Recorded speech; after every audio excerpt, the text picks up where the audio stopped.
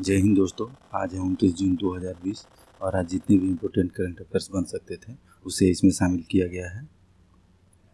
और आप इस लेक्चर का PDF हमारे टेलीग्राम ग्रुप से भी डाउनलोड कर सकते हैं, जो कि इसका लिंक डिस्क्रिप्शन बॉक्स में दिया गया है। चलिए स्टार्ट करते हैं। क्वेश्चन नंबर 1, आयरलैंड के नए प्रधानमंत्री कौन होंगे? Option A Leo Varadkar, option B Michael Martin, option C Boris Johnson, option D इनमें से कोई नहीं। तो इसका राइट आंसर है माइकल मार्टिन।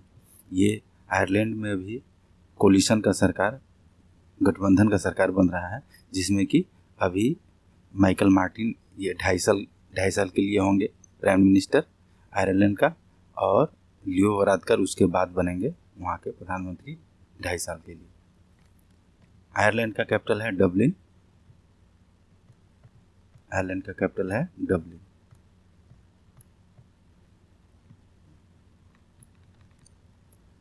अभी हाल ही में वियतनाम अपना सीमा विवाद जो कि चीन के साथ दक्षिणी चीन सागर में है, उसे किस अंतर्राष्ट्रीय संस्था से समाधान के लिए प्रस्तावित किया है?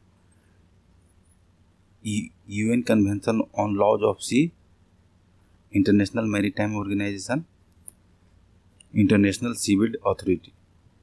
इनमें से कोई नहीं।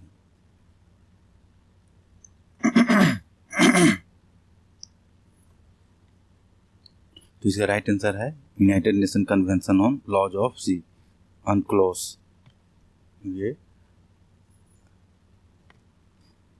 वियतनाम ने अभी इसे प्रस्तावित किया है, क्योंकि चीन के साथ बहुत पुराना दक्षिणी चीन सागर में वियतनाम और भी आसियान कंट्रीज़ का विवाद है चीन के साथ। तो इन्होंने कंबाइंडली ये कहा है कि United nation convention on laws of sea का जो भी रूल है उसके अनुसार दक्षिणी चीन सागर में सीमा का बंटवारा होगा। वियतनाम का भी प्रेसिडेंट है नगुआन Xuan Phuc. Nguyen Xuan Phuc. Capital है हनोई और करेंसी है डोंग।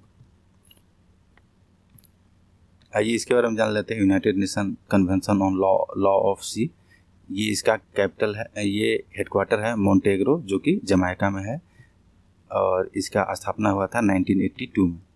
और इंटरनेशनल मैरीटाइम ऑर्गेनाइजेशन, इसका हेडक्वार्टर है लंदन, इसका स्थापना हुआ था 1948 में।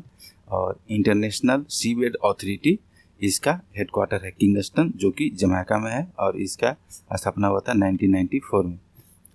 सबसे पहले ये IMO सबसे पहले बना, और उसके बाद इसी के अंडर ये United nation convention on law of sea, और ये अनक्लोज के अंडर है ये international seabed authority.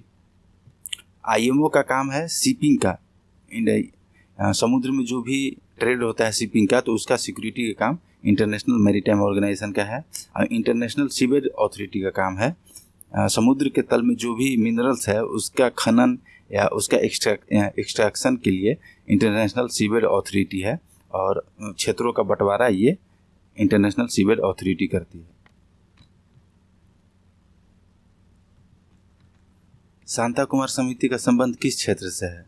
Option A राष्ट्रीय खाद्य सुरक्षा, option B information technology, option C कोविड-19, ऑप्शन डी विनिर्माण। तो इसका राइट आंसर है ए राष्ट्रीय खाद्य सुरक्षा। अभी FCI जो है फूड कॉरपोरेशन ऑफ इंडिया, ये सेंट्रल गवर्नमेंट के एक कंपनी है, एंटिटी है, जो कि किसानों से डायरेक्ट अन्न को खरीदती है और फिर उसे स्टेट को देती है, और स्टेट अपने मैकेनिज्म जो उसका है PDS का, पब्लिक डिस्ट्रीब्यूशन सिस्टम, वहाँ से पब्लिक को अनाज पहुँचाती है। लेकिन शांता कुमार दास का कमेटी, इन्होंने बोला है कि FCI को अपने में बदलाव करना चाहिए, जैसे कि इसे दूसरे आउटसोर्सिंग यूनिट का यूज करना चाहिए, मतलब भाड़े पे इसको दूसरे छोटे छोटे कंपनी को यूज करना चाहिए, जैसे गोडाउन का यूज करना, ताकि FCI को कम खर्चा पड़े।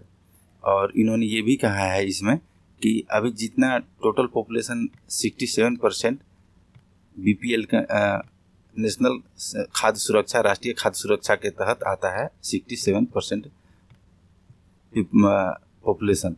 तो इन्होंने बोला कि नहीं, इसे कम करके 40% करना है, क्योंकि बहुत सारा पब्लिक ऐसा है जो कि सक्षम है, वो उसे कोई ज़रूरत नहीं है राष्ट्रीय खाद्य सुरक्षा में शामिल करने का।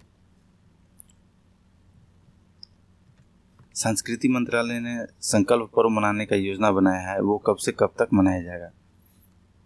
28 जून से 12 जुलाई, 29 जून से 13 जुलाई, 30 जून से 14 जुलाई, इनमें से कोई नहीं।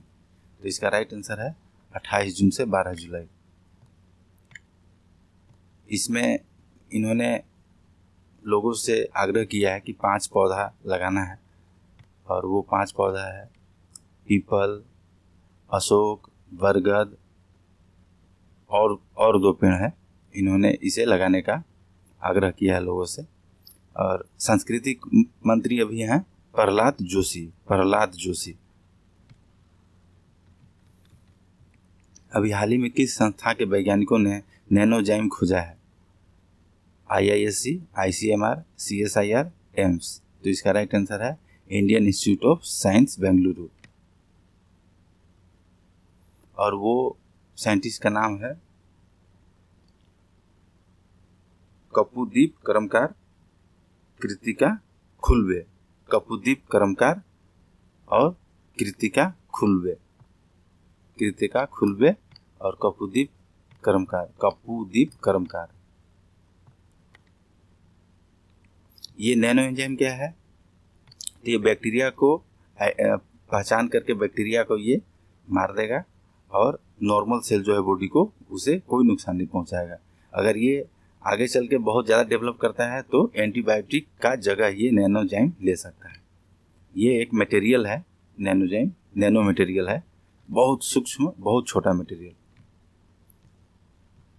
महानंदा नदी किसकी सहायक नदी है? Option A Mahanadi, option B Kaveri, option D Godavari, option D Ganga. तो इसका राइट आंसर है गंगा।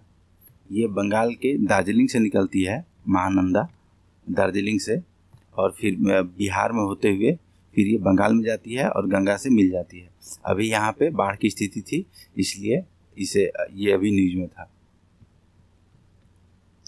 कोसोवो किस महाद्वीप में आता है? Option A Europe, option B Africa, option C Asia, option D Latin America. तो इसका राइट आंसर है यूरोप। आइए इसे मैप में देख लेते हैं। ये है हमारा कोसोवो, यहाँ पे आप देख सकते हैं कोसोवो। सर्बिया का, पहले ये सर्बिया का पार्ट था, लेकिन अभी ये अलग देश बन गया है, लेकिन इसे पूरे दुनिया में भी इसे पहचान नहीं दिया गया है। कुछ देश 97 देशों ने इसे अभी पहचान दिया है, और लेकिन बाकी देशों ने इसे अभी पहचान नहीं दिया है कोसोवो। और इसका कैपिटल है प्रिस्टिना, और यहाँ का करेंसी है यूरो।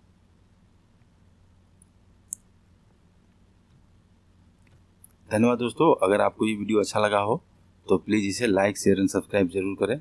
और चूंकि अभी क्वेश्चन कम आ रहे हैं, इसलिए मैंने इसमें कम ही क्वेश्चन शामिल किया है।